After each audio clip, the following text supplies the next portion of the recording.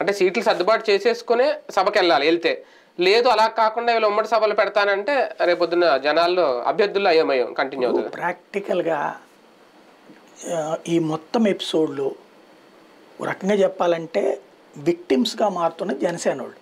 ఎందుకని ఇప్పుడు సీట్ల సర్దుబాటు కాకుండా సీట్ల పేర్లు అనౌన్స్ చేసేస్తుంది ఎవరు? చంద్రబాబు నాయుడు. మండపేట అనౌన్స్ చేసేసాడు, అరకు అనౌన్స్ చేసేసాడు. మరి మండపేట జనసేన వాళ్ళు కోరుకుంటున్నారే, అరకు పోని వాళ్ళు కోరుకోవట్లేదు అనుకుందాం. అనౌన్స్ చేసేస్తున్నాడు.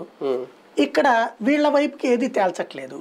పవన్ కళ్యాణ్ తప్ప చంద్రబాబు తప్ప అంటే వీళ్ళ దృష్టిలో పవన్ కళ్యాణ్ గారు చంద్రబాబు తప్పే అనుకుంటారు జనసేన వాళ్ళు. తెలుగుదేశం వాళ్ళు ఏమనుకుంటారు? పవన్ కళ్యాణ్కి అంతా తెలుసులే, వీళ్ళు పిల్లలు కదా రెచ్చిపోతారని చెప్పట్లేదులే అని తెలుగుదేశం వాళ్ళు అనుకుంటారు.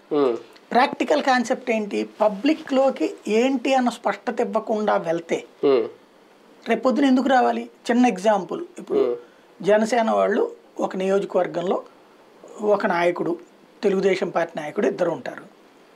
ఆ ఊర్లో మీటింగ్ పెడతారు. ఆ ఊర్లో జనసేన వాళ్ళకి కన్ఫర్మ్ కాకుండా ఎందుకు జనాలను వేసుకురావాలి? వాళ్ళు తెలుగుదేశం వాళ్ళకి కన్ఫర్మ్ కాకుండా వాళ్ళు జనాలను ఎందుకు వేసుకురావాలి? అంతే కదా.